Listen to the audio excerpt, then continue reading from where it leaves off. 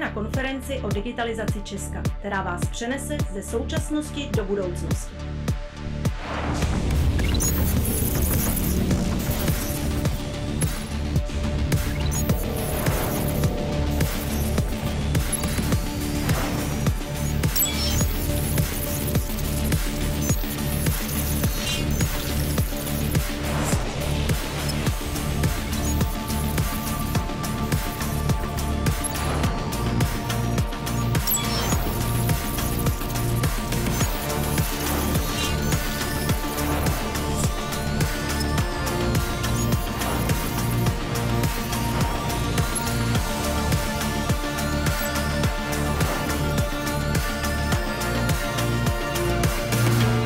Digitalizace Česka startuje. Připravit, pozor, teď!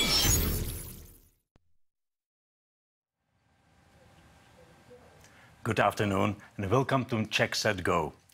I hope you have enjoyed the virtual world Conformatic. My name is Tomáš Poucha. I'm from Magnoli and I will be the moderator for next 2 days. I would like to welcome you to the conference where we are going to change the world, or we would like to, at least a little bit, and we will focus on how to achieve future through innovation and technology. It will be 2 days full of inspirational speakers, ideas, and hopefully non-traditional experience. And as we are streaming online, it's possible to be interactive, so we would love you to be interactive as much as possible. Therefore, please go to Slido and feel free to interact with us all the time. I would like to thank all the partners. Without these, it wouldn't be possible to be here and have it that advanced. So it's definitely Deloitte and plenty of other important partners like Neuron, Česko Digital, Škoda, Česká spořitelna, Seznam Zprávy, CzechCrunch, Magnoli, or Red Button. And actually, we started with Deloitte, and I would like to give the word now to Deloitte. And I would like to introduce you, Ladana Edwards, who is the moving power of the whole project. And Ladana is Deloitte partner focusing in the area of transformational leadership and learning. And actually, her and her team designed the whole project. So, Ladana, what is Learning Society? Yeah. So when we were thinking about, how to move the Czech state forward, we were really thinking that, in this modern world, we really need to have a learning society. And for me, a learning society is more of a mindset plus activities that create a learning environment for all citizens. So not just students in education, but for really all of the citizens. And I think, looking back, we used to think about, we had different phases of life. We got education, we went to school for a while, then we went to the world of work, spent quite a long time. After that, we retired, then we died. And, this model isn't really fit for even now or in the future. The world is changing so quickly, we have to be able to adapt, we have to be able to learn. So if we really want to meet those aspirations that we have to create this Czech Learning Society. Okay, and what is actually going on through these 2 days? What are we here for today? Yeah, so the main purpose is really to bring awareness to the importance of lifelong learning. So like I said, it's not just learning for a period of time, but another main purpose is really to ignite the business community as business citizens. So really thinking of the business community, working with governments, NGOs, teachers, educators, and citizens at large to really think about how we can further our Czech state and how that happens through learning. Okay, so this is CzechSetGo. Yeah, that's CzechSetGo, right. Thank you. And now let's go and see the program of both days. So, in the very beginning, we would like to show you something more about the crucial data, the context, which we are going to talk about, and to have just kind of starting point, and actually to be perfectly clear of what is it all about. And then we have 4 key speakers who will show us their attitude and their views. However, after the main program, you can go back to Confermatic, to the Virtual Learning Society Yep. place. And also there will be think streams running out. And well, actually, what are these about? Yeah, so when creating a learning society, we were thinking about, as a business community, we're worried about the future of work. And in that future of work and in our future economy and business, what is needed. So the think streams start with the future of work and look at really human capabilities and what humans will be doing in the future. We'll look at virtualization of learning to see how can technology leverage and also democratize learning. Then, of course, creativity. Creativity is like the superpower now and in the future, and how do we support creativity in all of our citizens? And then hybrid learning. We will imagine what learning could look like. We are really kind of set into that kind of educational framework, but what could hybrid learning look like?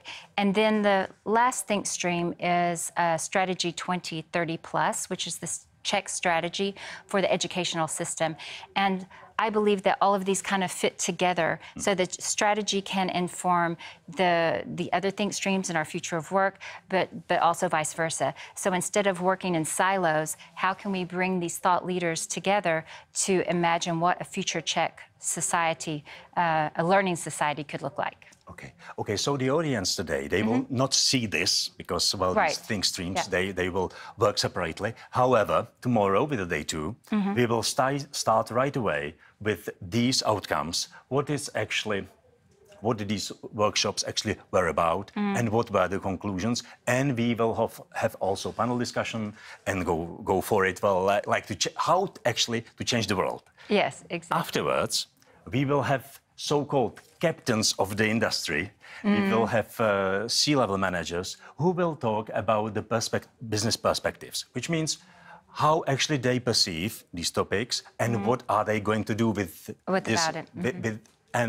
business citizenship and with some of these probably new but very important terms and expressions we might work with. Yeah, exactly. And I think really it's all about the big takeaway. It's all about lifelong learning. It's about understanding what it means to be a business citizen and how that looks like.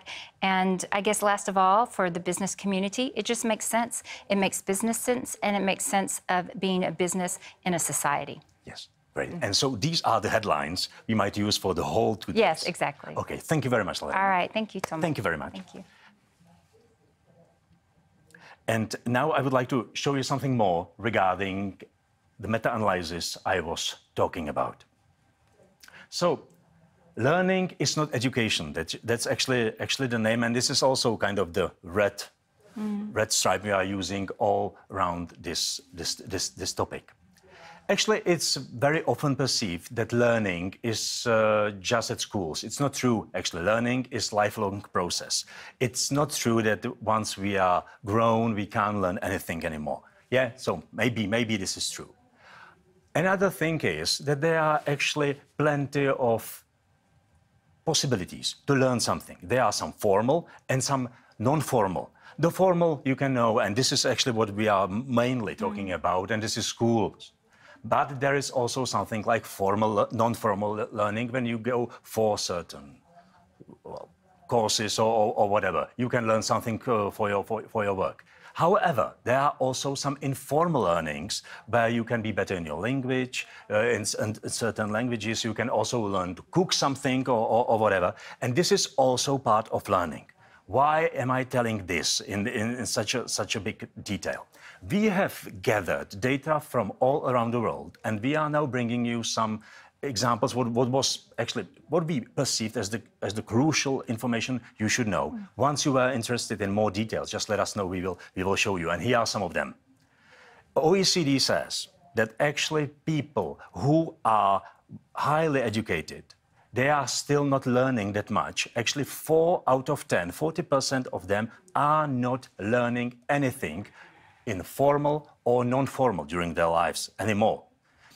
Which is sad. However, what is horrible from my perspective is the people who have lower education, 80% out of them, 8 out of 10 are not learning anything at all. And these things got even worse during COVID. These are horrible, horrible, horrible things. And you can, as I said, learning is not just about schools and about schooling. What is more than sure is that the world is changing. Yes, the world is changing. We are getting more and more connected. We are using more and more technologies. And our world is also getting more automated. There are plenty of things done by machines. However, the world is that fast that actually the changes are not happening every 20 years, as it was said a few years ago. It was said, well, you need 20 years to change everything in your life. These days, it is 5 to 2 years, and in some fields, it's even less. It actually means that once you are working in software engineering, marketing, sales, finance, law, or in these fields, then you can go for 3 years sabbatical or whatever, and you come, and the world has changed twice in that time. So it's extremely fast. And of course, it's also connected with skills. Skills are extremely challenged. And here you can see 2017, there were only few things needed when you were applying for a new job. These days, it is more than 60% of completely new skills you need in comparison with 2017, which is big difference. The difference is mainly in the, well, actually, it changes from hard skills to soft skills, which are much more important these days. Critical thinking, problem solving, creativity. These are, well, like the biggest assets you can have these days. And actually, what is going business about this? How is it connected with business? Well, generally speaking, business is not really ready to keep up with these trends. It's really difficult for them to find skilled workforce. The skill gaps are, however, not enough big to be able to use the technologies. And it's unfortunately even worse in Czech Republic. These are, well, something, well, we were using some expressions like revolution here. These are the reasons why. When you look 10 years ago, Czech Republic in the European Union was highly above average with regards adult participation in learning. 10 years later, we are not only on the average, we are almost half of the figures we had 10 years ago, and we are strongly below average in the Europe. Well, actually, Czech Republic, and this is comparison of 141 countries. So we are pretty long time at schools. Yeah, it's perfectly fine. However, we have very low skill set. It's very difficult here to get skilled people. And actually, there are only 6 countries in the world, 6 countries, including Africa, including Asia, whoever you want, where it is just harder to find skilled workforce. We are not really digital skill sufficient. We are not, we are just in the middle of a world with regards the skilled workforce in general and in the future. We often say that actually Czechs, we have the golden hands. It's actually not so much truth. Actually, we have almost no risk in our society and also in our companies.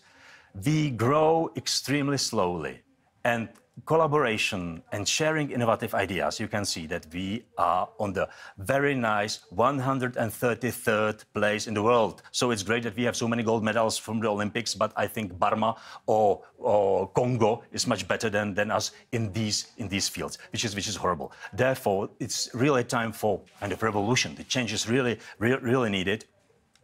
And actually, it's not just about changing things slightly or optimize them. It's about their imagination. We have to bring something completely new. However, the companies are still not progressive enough. People still cannot ask in their work, and they still do plenty of useless or routine work. The companies still invest much more into physical instead of human capitals. Here you can see how difficult this is these days.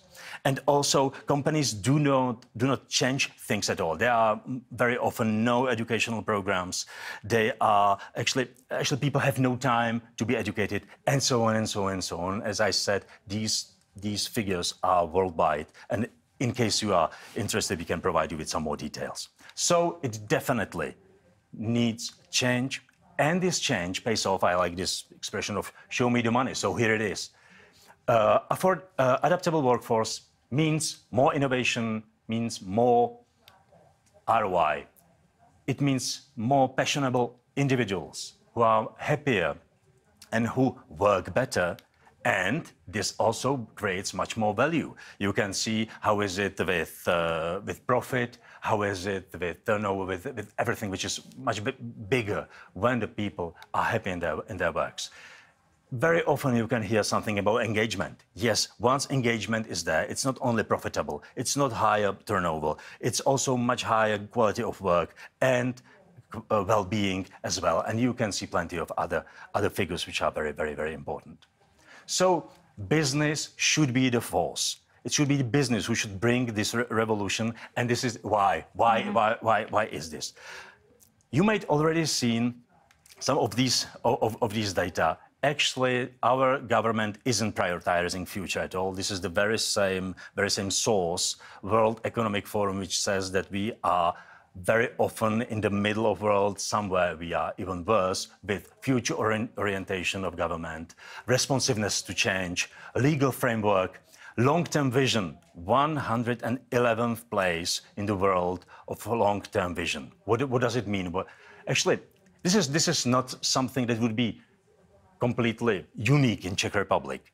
In the last few years, you might seen also some other analysts who said that actually society expects companies to take over. Because what happened last few years, when the governments and NGOs and plenty of these institutions didn't do their work properly. So people expect it will be companies who should take care of it. And actually, we also saw that actually it makes really big sense also to the companies. So this is the outcome from the whole meta-analysis, that learning is not just and only education and schooling, and it's definitely worth it.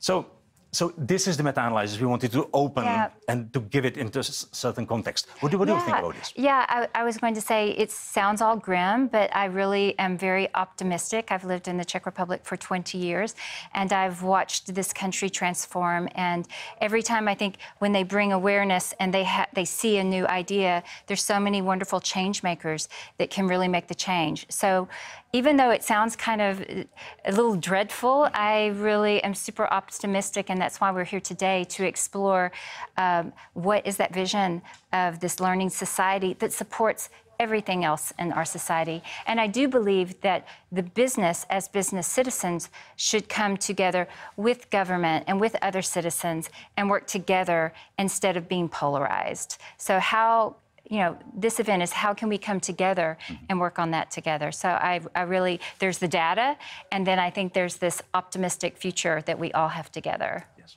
okay. Thank you very much. Thank you, Tomáš.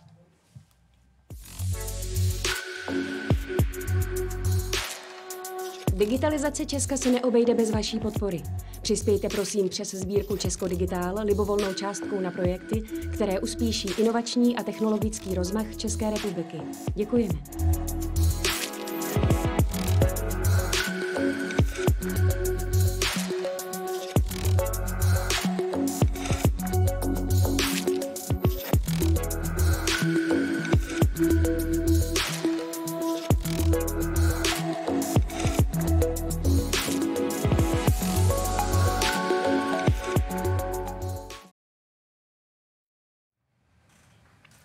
And now let's move to our keynote speakers, who will show us their stories and also their views on all these topics we were just talking about.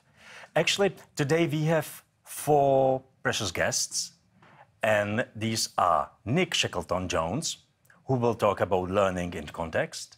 Then we have Alfonso Montuori, who will talk about navigating complexity through creativity, so mainly about creativity. And these two guests will be present from their homes or from their home countries. However, we have then two guests here in person, and it's Sarah Polák, who will talk about transformative technologies, and Petr Chára, who will talk about hybrid learning. So we will come to all these topics, but right now let's start with Nick. Nick, it's very nice to have you here. Welcome.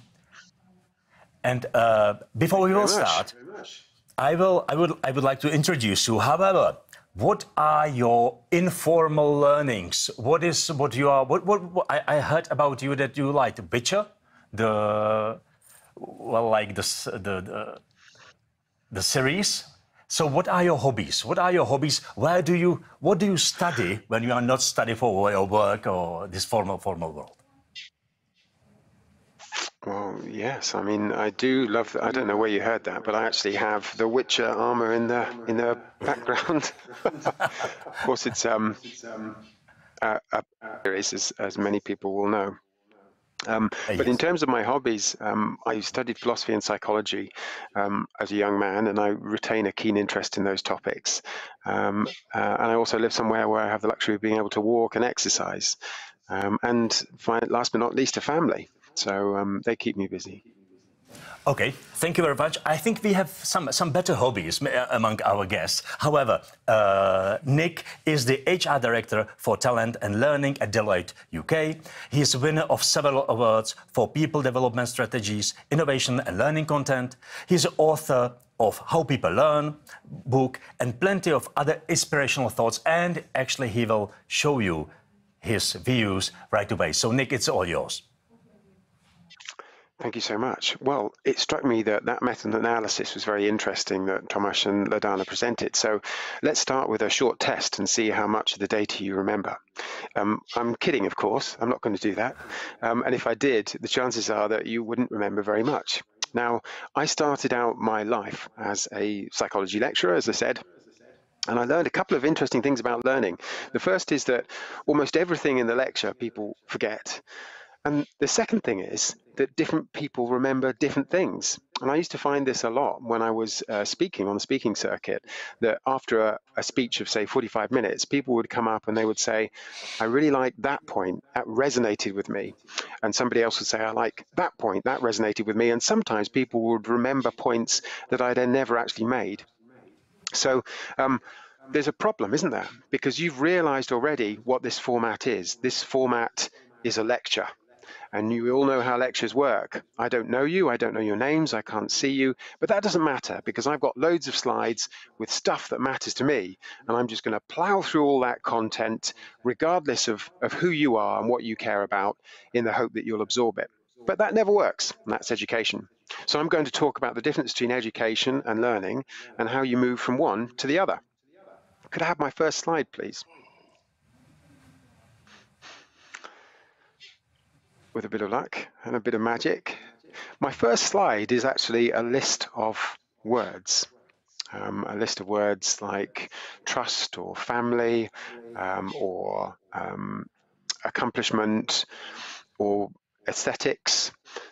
We can't see my first slide. If we go back one slide, it should be there.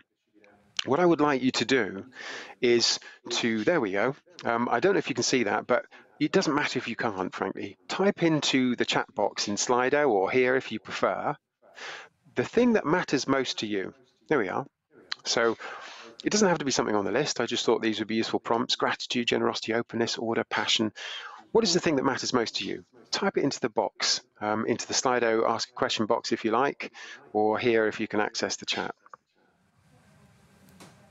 Let's have a look at what matters to you.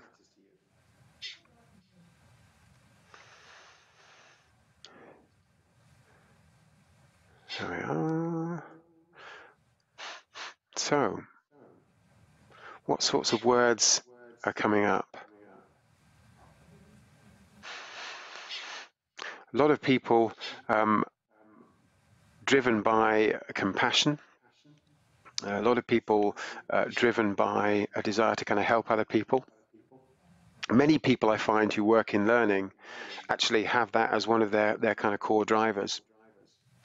But what's interesting is the diversity of motivations. When I was a college lecturer, I found that everybody in the classroom was motivated by different things. And these things determine what resonates with them and what they remember. And this is the idea at the heart of how people learn, the book that I published, which is that our learning is entirely driven by what impacts us, by what we care about. And so if we want to move away from just giving a lecture, we need to take the time to understand what matters to people and what they really care about. And that's the essence of user-centered learning design. And that's something that I've been trying to kind of pioneer, I think, for a number of years. So what does that do and how does it work? Let's have a look at the slides then. If we go back to the slides. So we should be able to see on the left-hand side, next slide please, education and learning. And as our previous speakers, Tomasz already highlighted, these are radically different things. In fact, one might almost say they're the opposite. Learning is a very natural process. All creatures, all animals learn, but none of them except us sit behind desks in classrooms. And we don't need to, frankly. For thousands of years, we didn't do that, and we were just fine. It's a practice that arose in kind of the Victorian era. It was more about keeping small children out of machinery. Learning is often task-led, so you learn as things happen to you in the flow of work, whereas, as we know, if we design learning, education is often sort of topic-led. And as soon as I hear people talk about topics and content, I know we're doing education and not learning. Too often it's a lecture, it's not a conversation. Too often it's instructor-centric and not user-centric. So how do we move from education to learning? Next slide, please. So this is something that I'm trying to do with my team, to move away from education towards learning, because often for our learners in the business, for our colleagues, these two things stand in opposition. Education becomes the stuff that the business wants you to memorize, whereas learning is the stuff that you want to know in order to do your job or live your life better. And we see this especially at an induction point, where people want to know how to be cool, how to fit in, how not to make mistakes, and the business is busy pushing all of this content that they need people to know. So if we go to the next slide, there's a shift that you can bring about. And if you just advance it so you can see the two shifts, just press next a couple of times, you should be able to see them. On the left, we have the old world, the world of we need a course. If somebody approaches you and you need a course, so you consult with subject matter experts and you build e-learning or you build lessons that are delivered like a classroom. And what I've tried to do with my team is to move towards we need an outcome, to analyze the tasks that people are doing, the concerns that they have, to do audience analysis so that we really understand what is driving people, what motivates people, because that determines what they can learn. And then you can do two things that aren't classroom or e-learning. You can build resources, things that help people at the point of need. You shift away from courses to resources, because if they really care about something, just the same way that you will Google something, they will pull on available resources, but you have to understand what they care about if that's going to work. But sometimes people don't care about things, and then you want them to care, and then you need to create an experience. And often an experience is a simulation. It can be a story, but it's something which really changes how people feel about something. It might be diversity, it might be data protection. So let's move on to the next slide. Now, you may not believe me, you may not be yet convinced, but have a short pause and think about how would you do these things? How would you find your way in a strange city? How would you find a restaurant in a new area, or learn about a person you'd be meeting, or learn how to use a new phone? Probably most of you will think Google, or YouTube, or LinkedIn, or you could ask somebody who is one of your connections on Facebook, let's say. Move on to the next slide, please. I've asked these questions hundreds of times, literally hundreds of times, and nobody ever says classroom or e-learning. If you click next, you'll see why, some of the reasons why. So classroom is liked, not because it's terribly effective learning-wise, but because people enjoy getting together and feeling valued.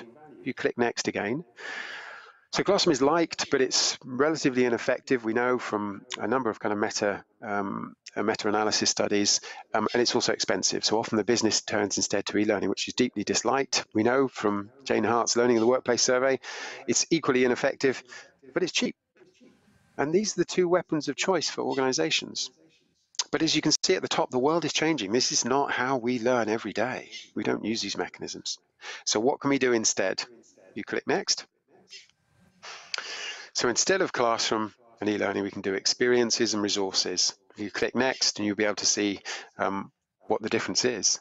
So experiences are about creating opportunities to learn by doing, turning educational programs, for example, into simulations of real work. And you can allow people to kind of earn badges, for example, which are different to certificates. A badge shows that you have done something. A certificate merely indicates you've memorized something. We can build capability with experiences, much like people learn to fly a plane with a flight simulator. We can build a flight simulator for everything. You know, a flight simulator for being a leader, flight simulator for having a difficult conversation.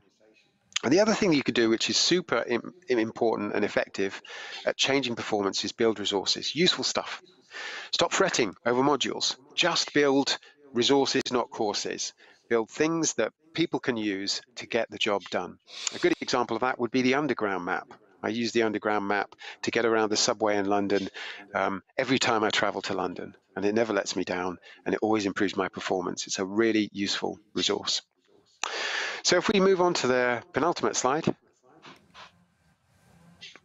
Sometimes people think that an experience is just the same or fancy language for Classroom, but it really isn't. And I wanted to illustrate that with a quick exercise, and I'm going to need a volunteer, somebody hopefully sitting in the chairs ahead of me. So what I'd like you to do is to pick a card between 1 and 5. So my question is, do I have a volunteer from my fellow panelists? Do we have a volunteer here? All right. Yeah, all right. Ladies first. Exactly, ladies first. Thank you so much. So would you like to pick a card between 1 and 5? Yes. Do I say that out loud or do I keep the number secret? Yes, yes. No. Tell me the number, please. 5, please. Very good. So this is an experience, a 60-second experience that we use to train consultants and new consultants who may not be used to talking in front of a group of people about an unfamiliar topic, but that's a key part of the role. So the topic you have chosen, I hope you can see that, is my best dance moves. Oh my God. So please, Oh dear. All right. for 60 seconds on the topic of my best dance moves. Your time starts now. Ladies and gentlemen, I'm a big fan of dance moves, and my best dance moves are similar to that of John Travolta, I think, with a broken leg. So that's probably all that I can offer to the world. That's very good. You summarized it in just 10 seconds. So. Oh, I can carry on talking. I mean, but there isn't more than that, I'm afraid. Okay. So it is actually quite a good experience for people who haven't had to talk in front of a group before, because it's a way for them to kind of master their nerves and to kind of get their confidence under control. But also, people sitting in this experience learn a lot from watching other people, from what works and what doesn't.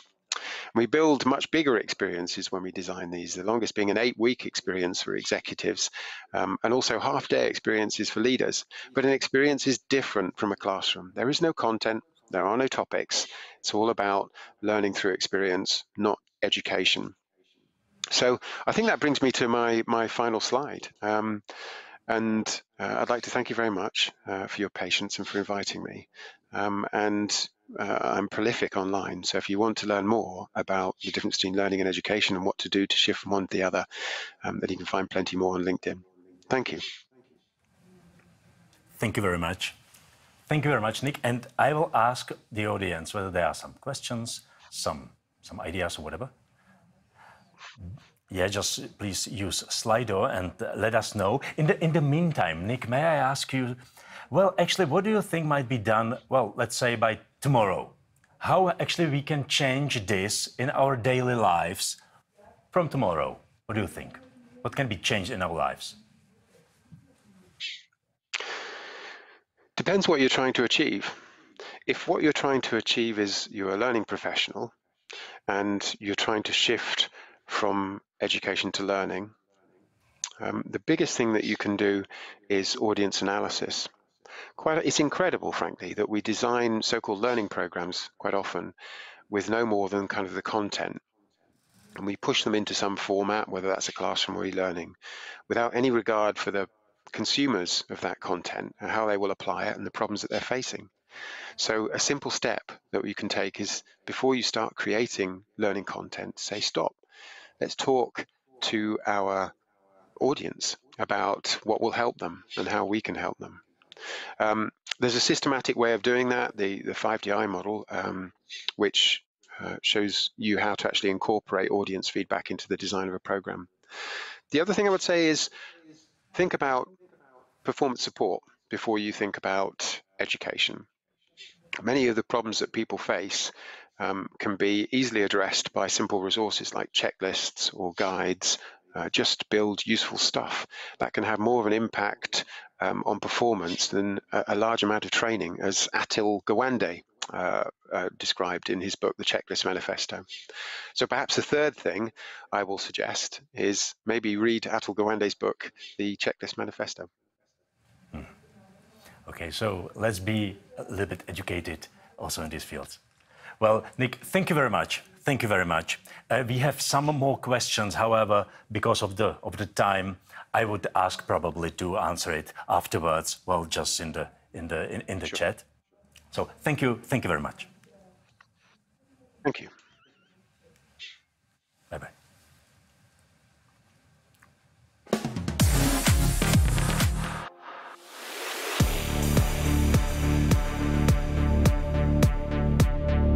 Kreativita je velice důležitá, protože to je kromě úžasné energie i hybná síla inovace. Kreativita v procesu učení naprosto zásadní roli. Myslím, že takové to biflování, které si pamatuju ještě já ze své základní školní docházky, je určitě důležité, ale to kreativní učení je samozřejmě mnohem lepší a mnohem víc vám ty věci utkví v paměti a učit bychom se měli vlastně svojí vlastní kreativitou, takže kreativita je základ. Já myslím, že základem úspěchu na biznesovém trhu je diferenciace. Prostě vy musíte být odlišní než ty ostatní, než ten zbytek toho pelotonu. Ale abyste dokázali vymyslet nové věci, abyste dokázali neustále upgradeovat, prostě měnit, tak vám ta kreativita nutně k tomu patří. A pokud tu kreativitu ty firmy nebudou mít a my jako lidé nebudeme mít, tak je to stejné. Budeme prohrávat tu soutěž a možná ne v cílové pásce, ale již mnohem dřív. Z mého pohledu kreativita jde jednoznačně ruku v ruce s inovací. A pokud zde není kreativity, není zde inovace. A pokud chce být firma i jako jedinec fakticky úspěšný na trhu nebo v osobním životě, musí se jednoznačně přizpůsobit a předjímat nové trendy. Tedy být kreativní a někdy možná i za každou cenu, protože ne všechny kreativní nápady se vždy podaří implementovat. If we're not creating, we're not learning. If we are learning properly, we are creating. We're not just repeating.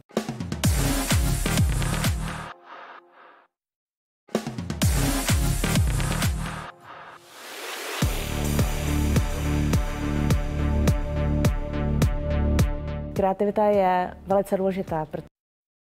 Alfonso Montuori, who is professor of the Transformative Studies and Transformative Leadership at California Institute of Integral Studies. He is focusing on the application of creativity, research and complexity to better understand how to live in a complex, pluralistic, uncertain world.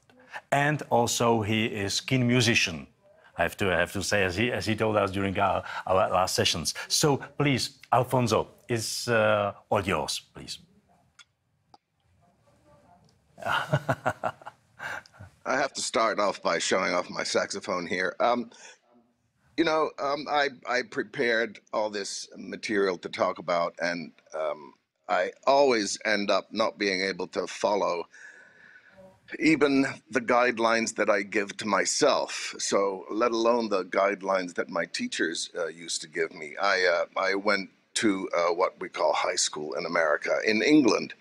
And that was a particularly interesting time to be in high school because The Sex Pistols were singing about anarchy in the UK, and there was a very poetic line that there is no future in England's dreaming, and that made a very powerful impact on me. So I started being fascinated by the idea of how could we educate for the future. And it certainly seemed to me that playing in a band in London in the 70s and early 80s, I was really getting a much better education than the one I was getting at school, with all due respect to my teachers. In school, what was happening was that I was, being trained in sort of reproducing the important texts by the great knowledgeable people, by the great authors, by the great wise men. And so the assumption was that creativity was something other people had, but certainly not any of us students. And yet we could go out at night and go hear bands and even play in bands that displayed a considerable amount of creativity. And so,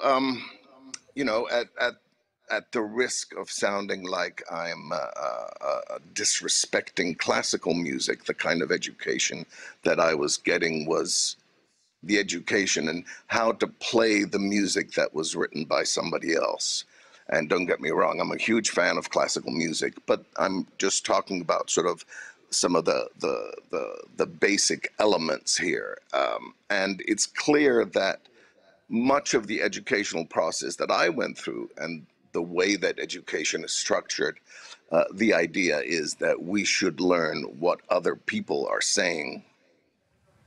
And that is undoubtedly an important aspect of education. But what education hasn't done is to allow students to develop their own creativity, their own understanding of the world.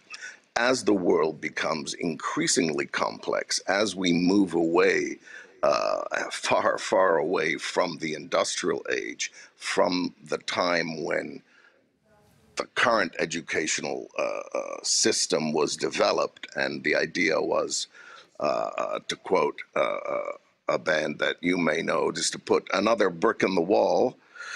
The idea was to be able to repeat information and to function within the context of a well-oiled machine. Well, the world is not a well-oiled machine at this point. Organizations don't want to be well-oiled machines, in a sense, because in the last 20 years, there's been a tremendous change in the sense that organizations value innovation far more than they did 20 years ago. When I first started being invited to do consulting on creativity in organizations about 20, 25 years ago, there was still a sense that this was something odd and unusual and not completely acceptable, something that would be, quote, disruptive. And of course, now disruptive is something that we value. The pandemic has shown how, in the blink of an eye, really, we can be put in a situation where we need to make drastic changes to our lives. And there's nothing in the educational system that prepares us to think about change, about transformation, and about the need to be creative in a complex world. And so developing creativity also requires getting rid of some of the myths about creativity, that creativity is something that is the province of a single lone genius, that it involves a light bulb going off in your head as you're illuminated by this great idea, and that it can only be done, say, in the arts and the sciences, and now maybe, for certain very special people in the business world. So there remains a certain mythology about creativity that is actually very disempowering and not helpful.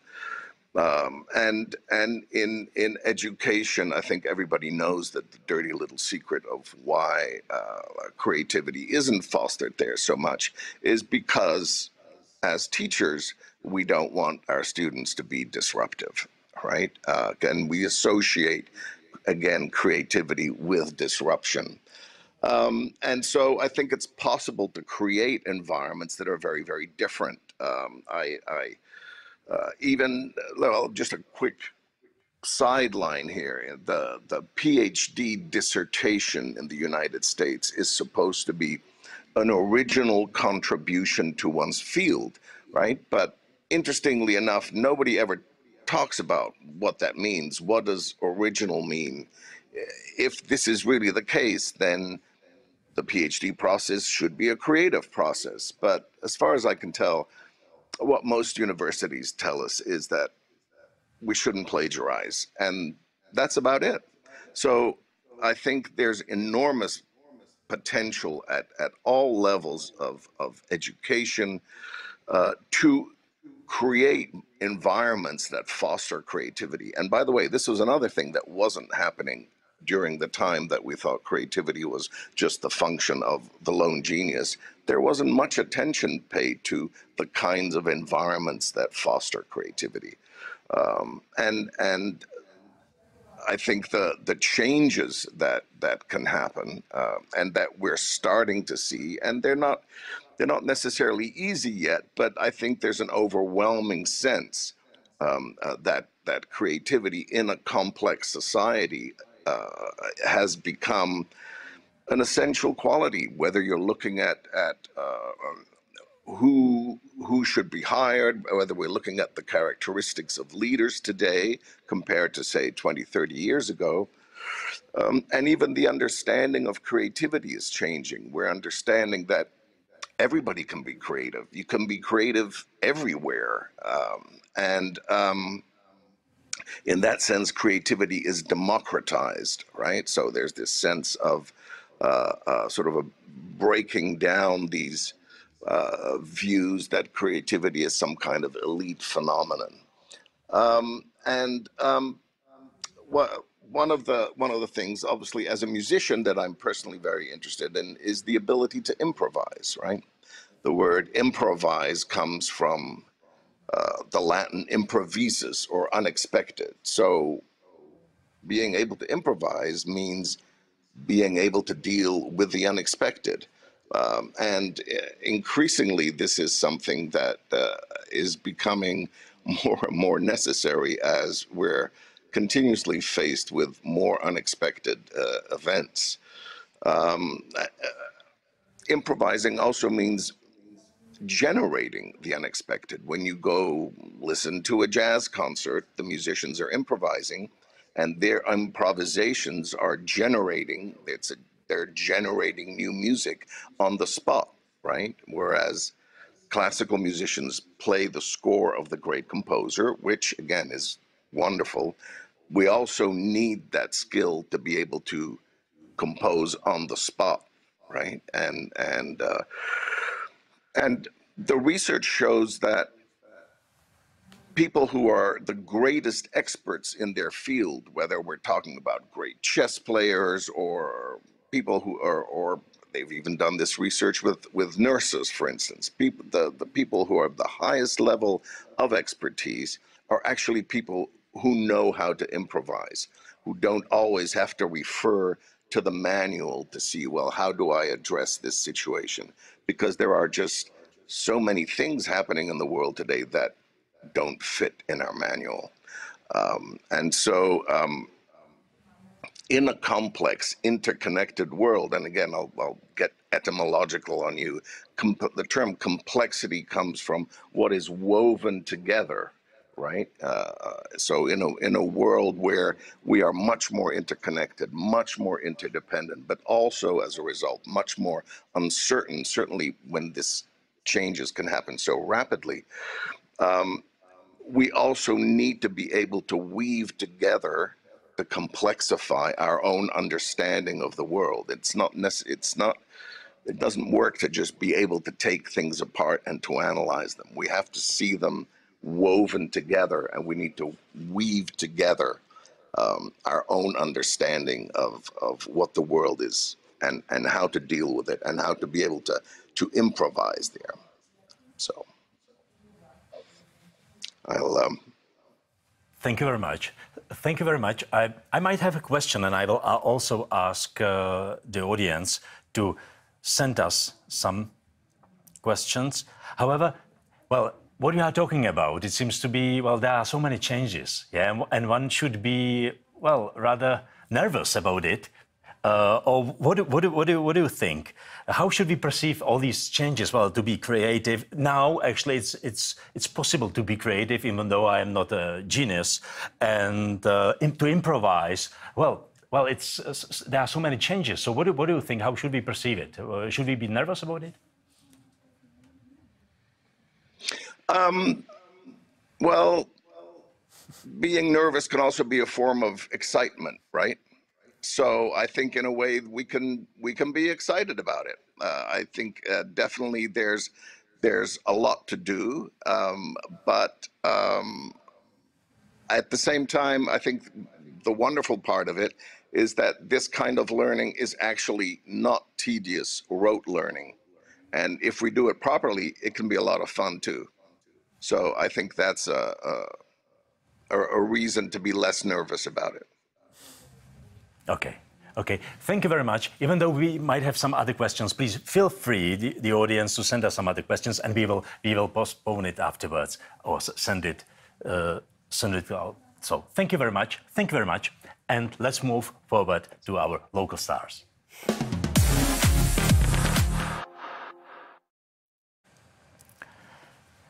The other guest we have here, and it's finally a woman, it's Sarah Polák.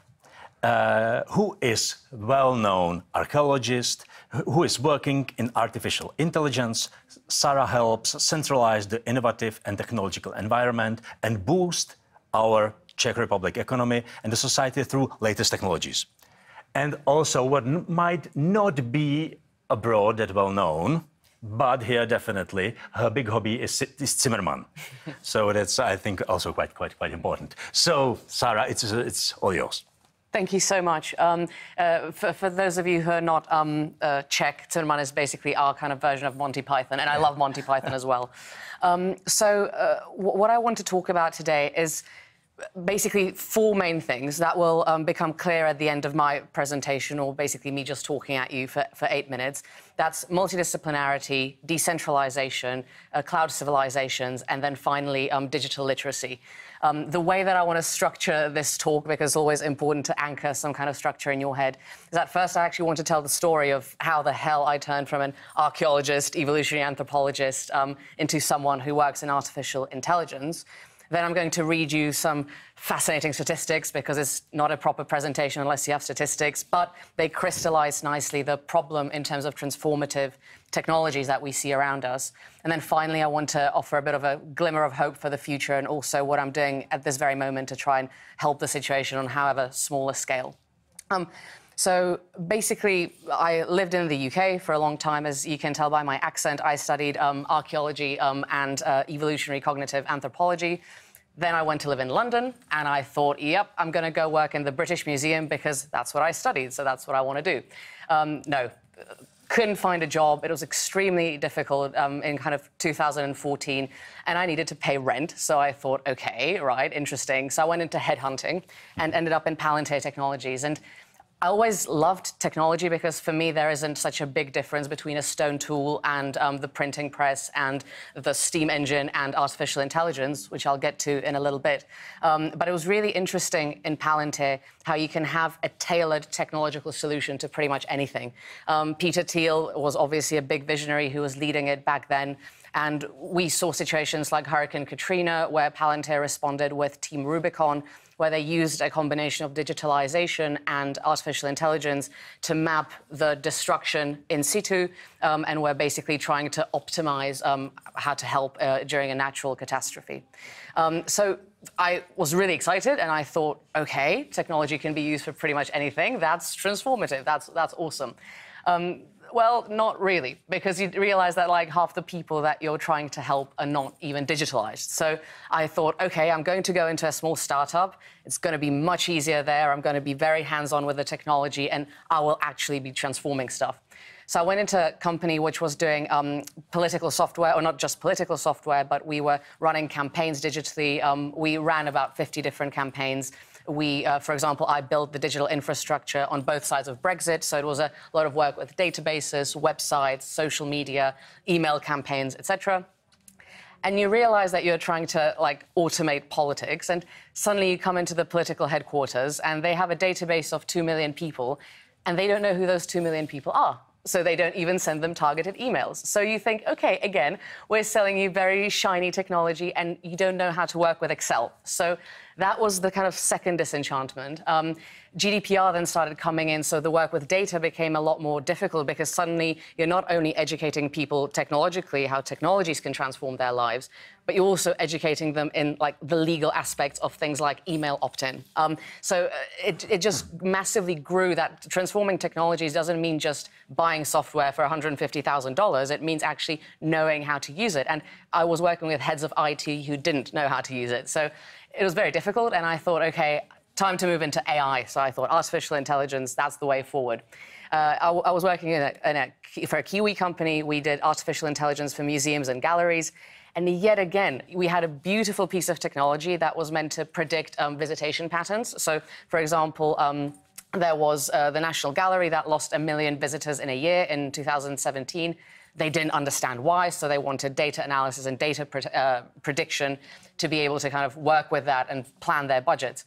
Again, you come there and you realize that the database of the marketing department, the database of their cafeteria, the database of their ticketing department is either on paper or doesn't exist or are completely disjointed. And you think, well, there's not much I can do with AI because like the databases physically don't exist or don't work.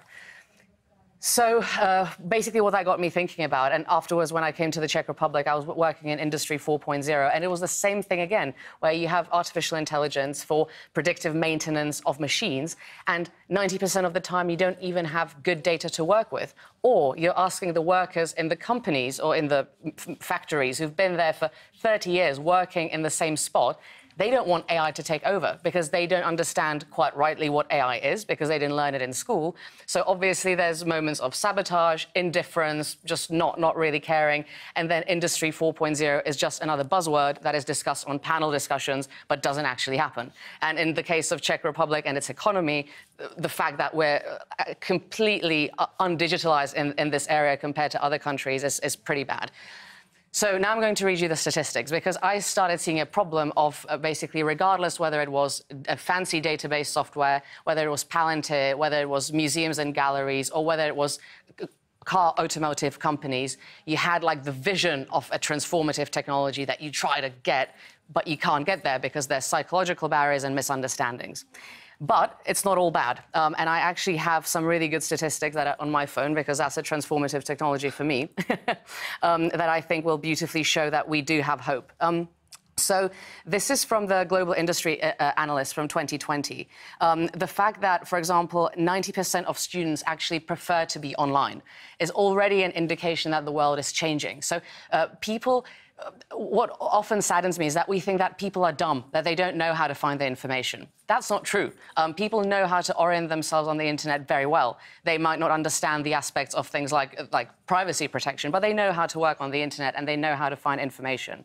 Secondly, we have, on average, a 95% penetration of smartphones in Europe. So the penetration of the availability of technology, like that throughout humanity has not been here. You basically traditionally had to go to university, absorb the books in the libraries, then go to your political post, and then disseminate the information back to the people. We can actually build a bottom-up approach with people that can learn about technologies just from their mobile phones. And COVID, I think, has been great in accelerating this. So what am I trying to do in this regard? Because I don't think that the top-down approach really works. I don't think that startups going and talking at people about technologies necessarily works. You first need to educate the average person in the street if you want to move anywhere. So I do this through a number of ways. First of all, I'm deeply involved in the Elements of AI course, which is a course explaining the basics of artificial intelligence, which is definitely not Terminator. Artificial intelligence is a beautiful, elegant way how to process a huge amount of data. We've got 25 times more digital data at the start of this decade than we do at the end of the last decade. So artificial intelligence really is like if you've seen Sweeney Todd, where they kind of mince people into pies in London in the Victorian era, is very similar. Like you have some input, which can be the meat, then you've got the algorithm that basically crunches it, and then you've got an output. It is as simple as that. But people still fear it. People still think that AI is some form of Terminator. If you look at artificial intelligence and its use in schools, for example, it's not just buying 10 VR headsets and saying, goodbye, we've just given you transformative technologies, because the people won't know how to work with them. And you will have a curriculum that's 50 years old, plus some VR headsets, which is great, but that doesn't really work. So I've been engaged in a project as well called Meta University, which is the brainchild of Pavel Kordík and others from the Faculty of Information Technology at the Czech Technical University here in Prague, which is basically using a basic matching algorithm like you do when you get ads on Facebook and you like horse riding, you get adverts for horse riding. That basically matches the right information to the right people, because that's what we have. We have an information paralysis because you've got a bunch of people and a bunch of information and they're not tessellating. The right information is not going to the right people. So that's a project that we're working on now that I hope will really accelerate the adoption of information learning and facilitate transformative technologies in education regularly. And then finally, I founded the Pioneers Lab because it took us almost 5,000 years as a society to become fully literate. From the origin of writing, roughly 3,500 BC, to the fact that kids go to school and they learn to read and write, that took almost 5,000 years. We cannot afford for this to happen in terms of technology. We need to become digitally literate, and we need to enable the right people, the right access to the right information. So the Pioneers Lab in Parallel Polis, where I'm engaged, we basically try to demystify technology, whether that's artificial intelligence or any other big buzzwords, by basically taking it to disadvantaged schools, disabled people, elderly people, the average person in the street, to make sure that they've got the right digital skills to be able to survive in something which I see emerging, which is something I call the cloud civilization, which is existing in parallel to the nation state. You basically have the states and their digital strategies, and it's all sexy and their beautiful PDFs, but then people are living their own lives online in a very decentralized, almost chaotic way. And this parallel cloud civilization that I see emerging, and as an archaeologist, I find very exciting, we're trying to equip people with the digital skills to survive in that. So that is my hope for the future. It's all about education, education, education. But transformative technologies will only be a buzzword until the vast majority of the population adopts it. Mm-hmm. OK, great. Thank you very much. Thank you. Thank you very much. Do we have some questions in Slido? And in the meantime, how actually this is for you, mm-hmm. as you are in science, where actually grandsons and grandfathers for thousands and thousands and thousands of years had the same life. And today, as it was shown, the world is completely changing within a few years. So it must be really, you have to go to artificial intelligence or something. Well, that's the reason, because it has to be really something how things are getting really fast even in your field. Absolutely. I think that unless you're a top-level researcher, you have to make peace with the fact that you will never be completely up to speed. Mm-hmm. And I don't think that that's the aim. The aim is to generally understand the basic principles, which will, the principles of artificial intelligence have been the same since Alan Turing, but some have become reality, some haven't. And I think that we're getting back to actually our evolutionary roots, where you need to be multidisciplinary, you need to be able to master basic principles to survive in the world, because people are always saying about AI taking our jobs. They're not talking about the jobs that will be created. It's 133 million jobs that are predicted by 2023 to be created thanks to transformative technologies. But we have to create those jobs for ourselves. Companies won't give them to us unless they're very enlightened.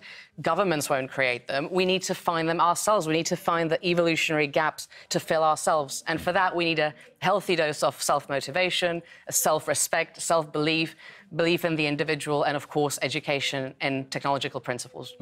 And thank you. There is one question which is rather connected to this. And this is actually that schools to be changed is a big topic.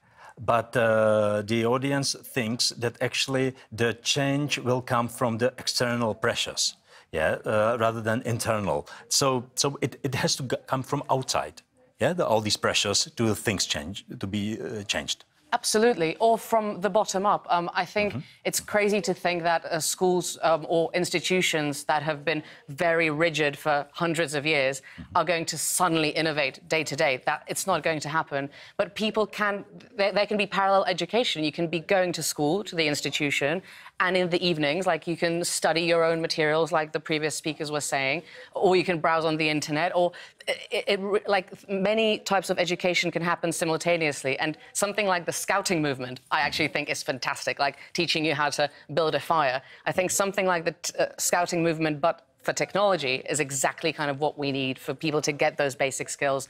They're not going to get them in school anytime soon, but I think that the external pressure will accelerate the change within as well. Okay, perfect. Thank you very much. Thank you. Thank you very much. That was Sarah Polák, and now let's move forward.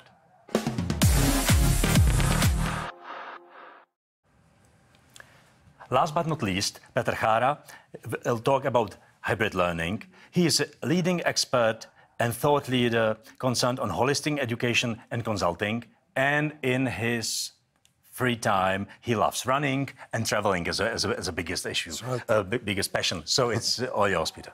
Thank you very much. Thank you. I'm just thinking, because what was said by Sarah now and Alfonso and Nick before, it's, it goes really deeply from my heart. That's my feelings, philosophy about the education transforming to learning, about creativity, about technology. So I'm going to add my small part. I start with fairy tale. Once upon a time, on a planet far, far away, there was a new unknown danger, a strange disease. Among other decisions, one was made: close the schools to save the people. Actually, to close everything to save the planet. Overnight, lockdown came, fear came, worries came, and it was a sudden, absolute sudden shock for everyone, for all the people. What's going to happen with education, learning? What's going to happen with our kids? Strangely, schools and tech people and businesses were not used to work together. They usually went their own ways. They did not share their ideas. They did not cooperate. But some administrators from schools, some teachers, IT guys, business leaders started to work together, to brainstorm, to cooperate as never before. They took it as a challenge, as an opportunity to build something new, even better. How it worked in schools? So, some schools used emails just to give instruction, homework. There were even schools which did not use any technology at all. But majority of schools went teaching sort of online. Teachers helping each other to get technology, to get skills, to be able to realize that. It was not an easy process. There were many obstacles. They started to use digital ways to create classroom virtually, fine. But they talk to the kids through the screen, talk and talk, show their presentations, they talk about subject independently, history, geography, sciences. Shortly, many kids got bored. They lost motivation, they lost attention. Don't forget, they were not in a school anymore. They were now invisible, hidden in their homes, hidden in their bedrooms. They were not part of the process anymore, first physically and then mentally. Parents who stayed home not only observed the dynamic of the learning process and progress, moreover, they started worrying about the way learning is organized and delivered, killing creativity, killing fun. Many educators, teachers realized this is not the right way it should be organized. Some of them, who already used before some interactive methods, student-centered approaches, different and diverse activities, creative collaboration and common cooperation, started to explore new tools for distance learning. To cut it short, the realization of distance education was very different from school to school, from place to place, by region, by continent. And outcomes as well. The lives of learners have changed. Moreover, the lives of parents have changed, work habits have changed, society has changed. Educational environment as a lifelong learning has changed completely.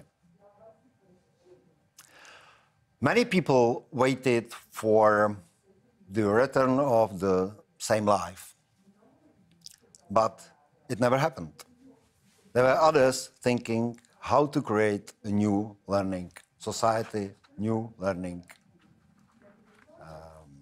space. Welcome to the Earth 2021 at Deloitte's CzechSetGo.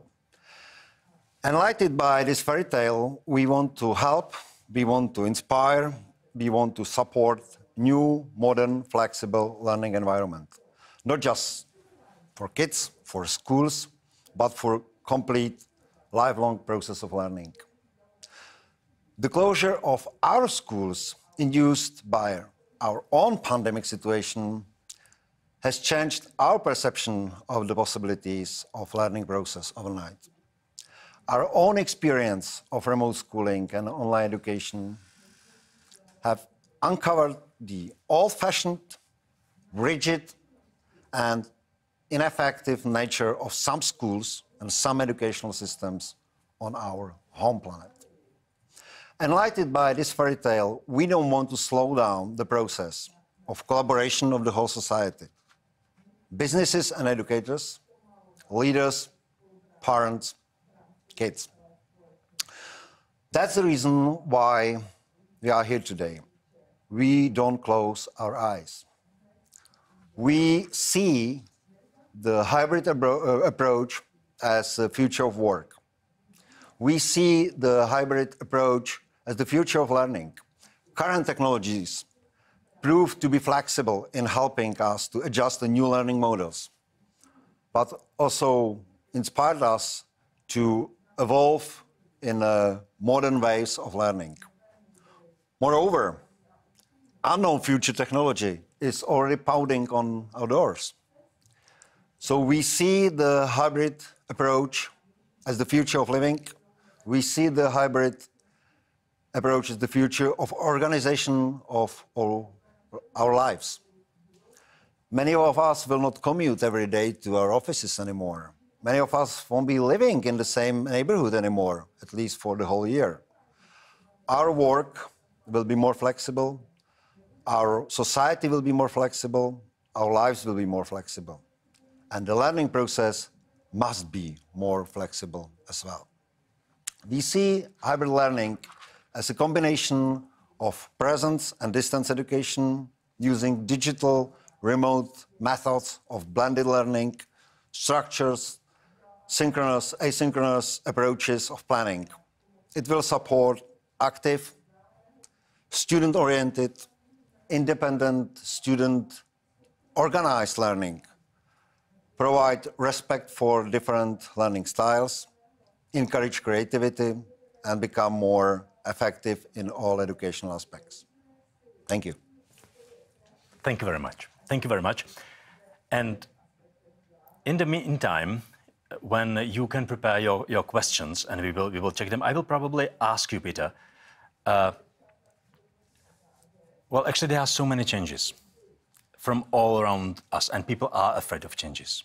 Yeah. So, what do you propose? How to get through all these changes, and not to be, as it was already mentioned, not to be too nervous about it, because there are so many things going on.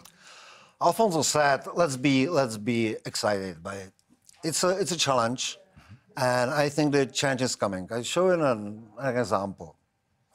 You must remember that. Let's say just a year ago, it was normal, and people thought that's normal, to not allow students to use mobile phones. I mean, like, be in the 19th century, and we teachers are going to tell you what's the truth, what's the lie, and you, in a transmitted way, and you will repeat it in test. Mobile phones and technology saved schools, saved teachers, actually.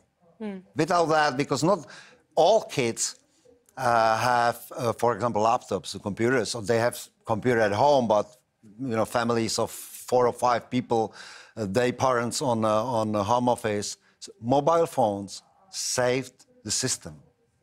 So don't be afraid, and we have to open our minds and change the whole system. Move from transmittive education to collaborative, cooperative, moves from knowledge-based to skills-based. Doesn't mean that we will not have knowledge. We will have knowledge. Knowledge is everywhere. Now accessible by anyone.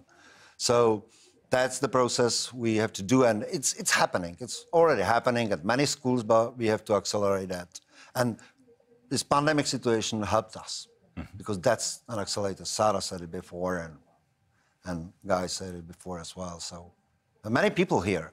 We will work together now. I mean, teachers, business leaders, and the support will come, and I hope, and I believe it's going to change much more faster than before the pandemic. Okay.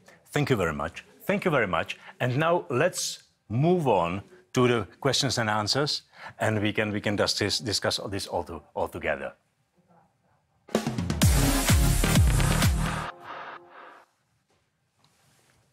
So actually, we had a question which was probably aimed to Sarah. However, I would like to start with Lady, but then also to ask the gentleman. The question was, and I will add something to that. As archaeologists, do you think that we are really living in more transportative times than, let's say, 100 years ago? Which I think is very interesting. So, and usually, I was discussing this today with one lady, as the old generation, and I have to admit it, I am older generation now, so I can say, wow, when we were young, it was so good. So is it really, from your point of view, but I would like also ask the gentleman afterwards, is it actually in these times that difficult, or was it always that the people perceived the time changing like we? Yeah, I think that the principles are always the same, that we always think we live in a special time, but we don't. For example, in ancient Egypt, if you knew how to write, you were the writing elite because you had access to information that other people did not have access to. The history of humanity is just stratification of information. So now we have a technological elite that's emerging. And again, that's one of my biggest fears, that we will be basically talking at panel discussions, creating great strategies. But if my grandmother doesn't understand what cryptocurrencies are, there's no point doing any of this. So I don't think that in principle it's different. What I do think is different, radically different, is the access to information thanks to the internet.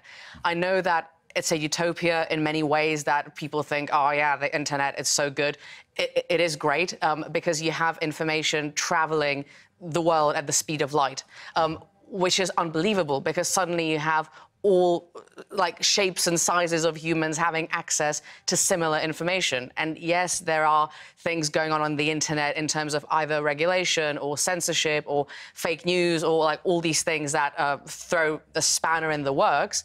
But the fact that we have the democratization of information, that it's not just universities, not just schools, not just an elite that has access to something, but everyone, I think that is unique and we need to make the most of that.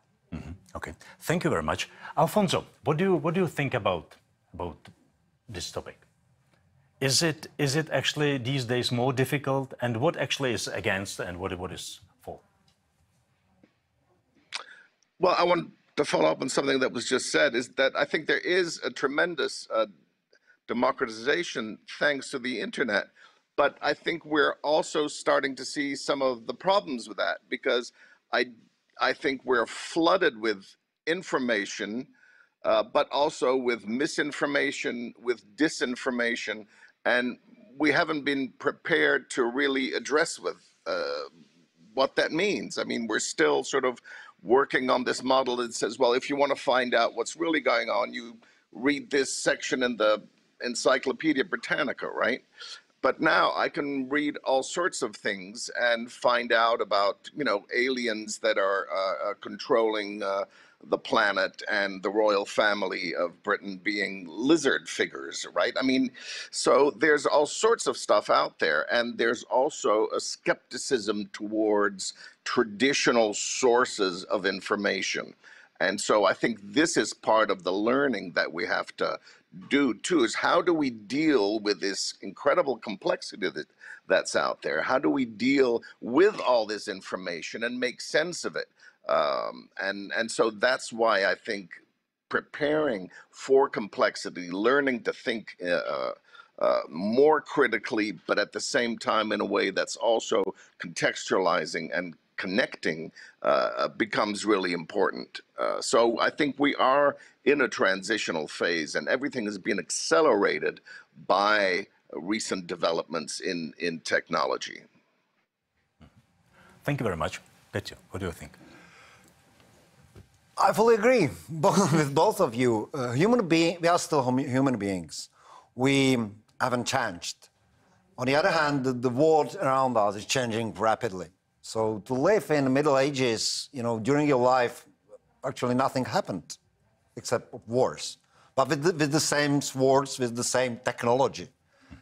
Today, when I'm telling my students that I didn't have a phone, not cell phone or mobile phone, a phone at home, I didn't use it when I was 15, they don't believe that I lived in Middle Ages.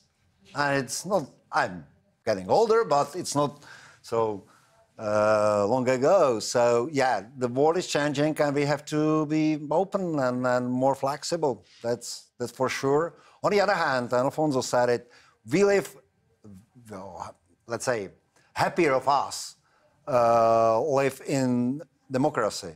We can even decide to go to the mountains to build a shelter and to have goats there. I mean, we don't need to be, if we want, part of this new world. That's one advantage for some people. But those of us who want to change things, we must be part of this world. That's why we're here.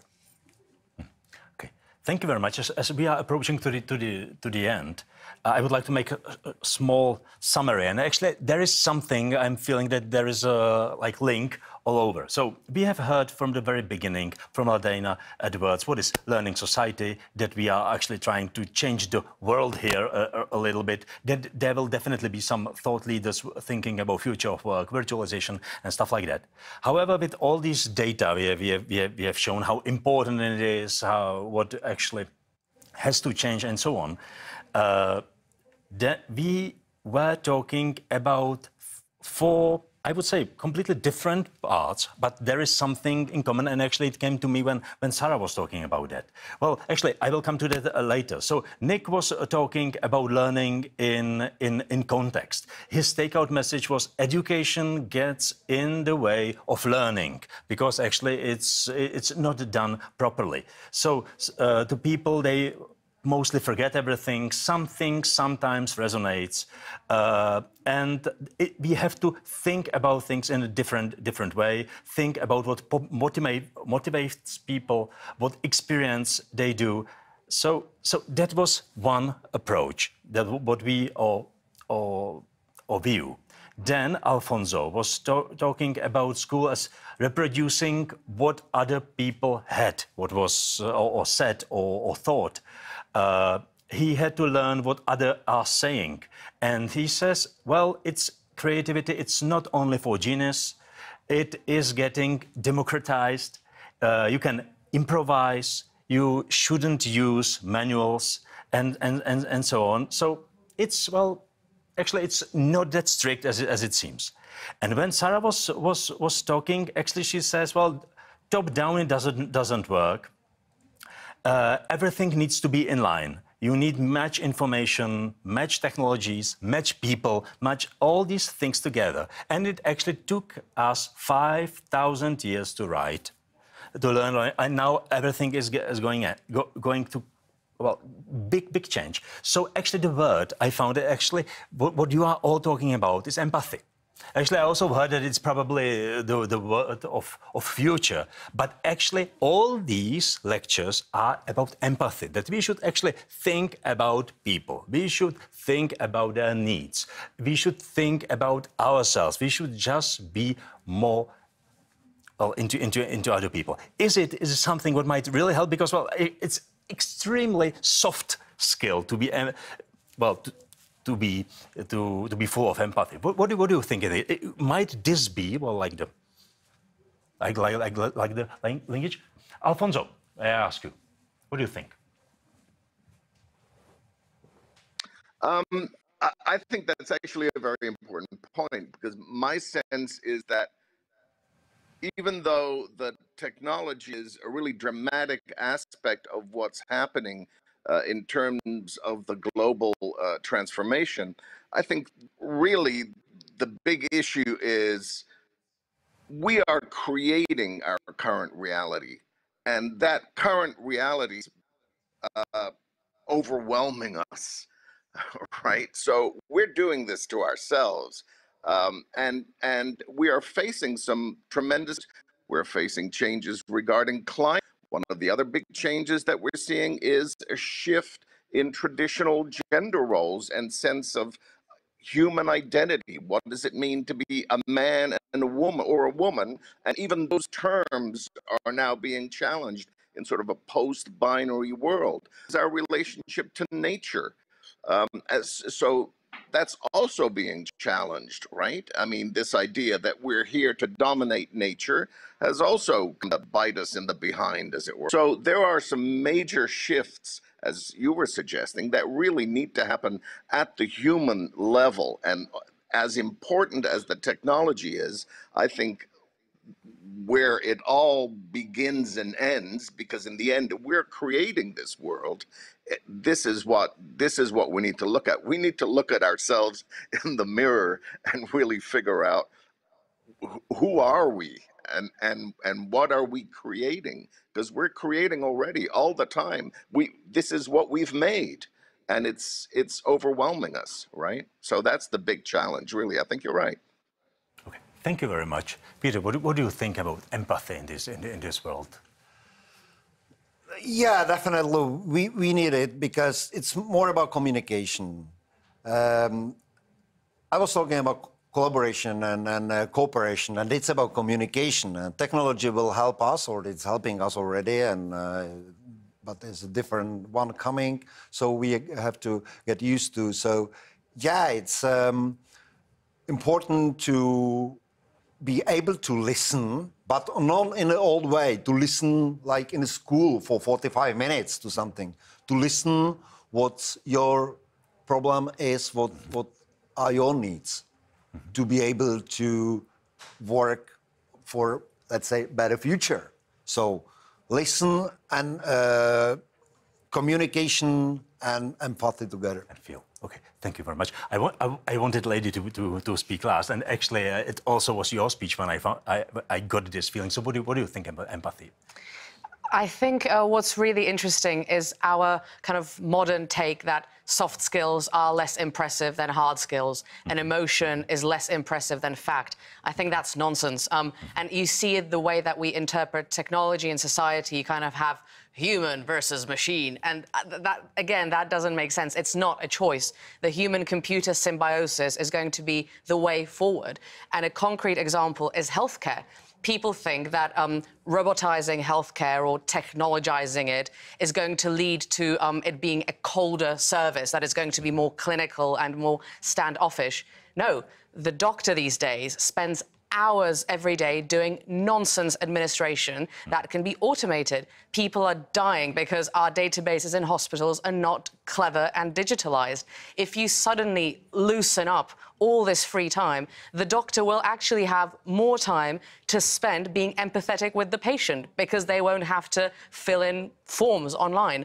So technology can actually give us the space and free time to be more human and to be more empathetic. So I just really wanted to get that message across. Okay, thank you very much. Well, there is also one study which says that actually doctor, in average, lets the patient speak for 18 seconds.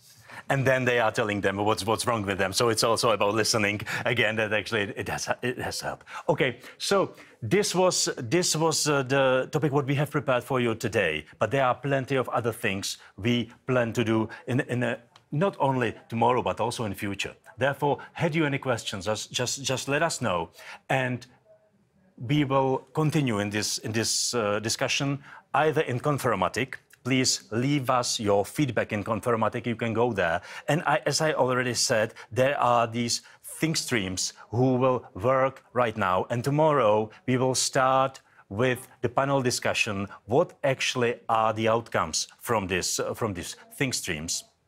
And afterwards, we will invite the captains of the industry who will tell us how actually they think and they perceive these topics and how they will change the world together with us. So I would love to thank you, our guests. Thank you, Alfonso. Thank you, Nick, and of course, thank you, the audience. Thank you very much, and hopefully see you tomorrow or see you pretty soon in Confermatic. So have a nice evening, and see you tomorrow.